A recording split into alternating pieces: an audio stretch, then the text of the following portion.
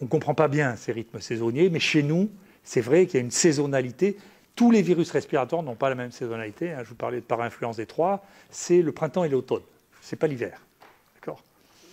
Donc, si par analogie, vous me forcez à dire, écoutez, à quoi ça va ressembler, je dis, analogiquement, le SARS, le premier, hop, il y a eu une pique et puis ça s'est arrêté en juillet, tant qu'il n'y a plus de cas du tout, et il n'y en a plus depuis. D'accord ? Les autres coronavirus, ce qui s'est passé, c'est qu'il y a un moment, probablement on n'a pas su quand, parce qu'on les a découverts un peu par hasard, les autres coronavirus endémiques, eh bien, il y a probablement une diffusion qui s'est faite un peu partout dans le monde, parce que lui est partout, on le trouve partout, on le trouve en Afrique, on le trouve partout, et en Chine, et donc il s'est installé maintenant durablement avec nous, et il a une épidémie saisonnière avec quelques cas sporadiques pendant le reste de l'année.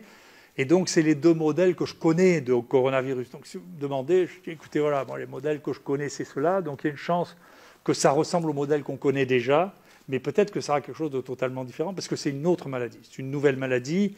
Et là, en plus, il est en train de se passer des choses que moi, je n'avais pas vues, décrites en tout cas avec les coronavirus. C'est la vitesse de mutation qu'il a actuellement. Voilà. Et donc, je ne sais pas ce qui va devenir. Ce matin, on nous a dit qu'il semblait que le virus ne mutait pas. Je ne sais pas qui a quoi. Moi, je sais ce que j'ai moi. Donc, je pense qu'on fait plus de séquences que n'importe qui. Donc, on fait énormément de séquences. Et dans des conditions, d'ailleurs, je suis obligé de faire venir les gens le week-end pour pouvoir continuer à faire les séquences. Donc, on a fait à peu près 500 séquences de virus depuis juillet parce qu'on était étonné de voir la forme que prenaient les cas cliniques et l'épidémie depuis juillet. Elle paraissait différente. Donc, on avait... Et dès le départ, on a trouvé un mutant qu'on a appelé Marseille, qui est assez, c'est online, vous pouvez les regarder, qui est assez, qui présentait plus de mutations que ce qu'on avait l'habitude de voir. Il y avait 23 mutations par rapport à la souche de Wuhan. Donc, on pensait que réellement celui-là, et celui-là, on a tracé sa source, c'est-à-dire, il est venu du Maghreb sur les bateaux, et tous les premiers cas ont été vraiment liés à ça, et ensuite, il y a une diffusion qui s'est passée dans l'environnement. On a eu 100 cas de ce virus-là.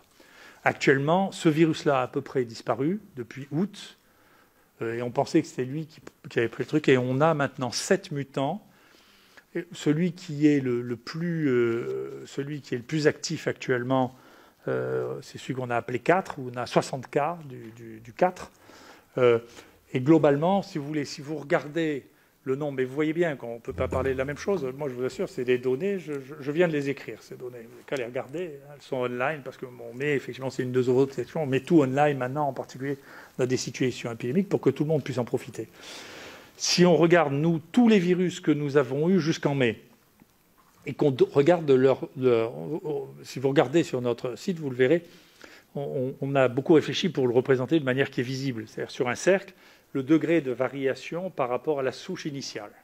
Si vous regardez la différence entre les différentes souches que nous avions par rapport à la souche initiale, elle donnait un cercle d'un diamètre X.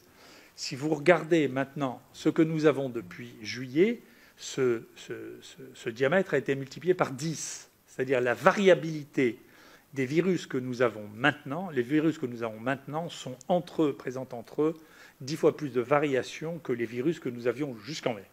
D'accord ? Et c'est des variations qui sont très intéressantes parce que ce sont des variations qu'on voit dans la dégradation des génomes en général. C'est-à-dire c'est des variations, vous savez qu'il y a 4 bases dans les génétiques qui sont ATGC pour l'ADN et pour les virus ARN. À la place d'un T, vous avez un U. Et donc la dégradation de C vers U normalement est réparée parce que la plupart du temps, elle est délétère. Et donc là, ce qu'on voit majoritairement, c'est des mutations de T vers U qui traduisent soit l'effet d'une enzyme qui est bien connue chez les humains qui s'appelle ApoBec, qui a l'habitude de couper les virus. Donc peut-être qu'au fur et à mesure que ce virus s'est répandu, il est arrivé des formes qui permettent la transformation de C vers U, soit il se passe quelque chose dans ce virus qui permet ça. Mais ce que je peux vous dire, alors ça on l'a aussi étudié, peut-être que Delfrécy ne l'a pas vu encore, mais moi je l'ai vu parce qu'on a envoyé le papier. On a comparé 100 cas à partir de juillet et 100 cas avant pour regarder quel était le degré de leurs troubles de coagulation. Et donc ils ont beaucoup moins de troubles de coagulation, ils sont moins sévères et la mortalité est plus faible. Donc il se passe quelque chose avec ce virus qui en fait quelque chose de différent. Voilà.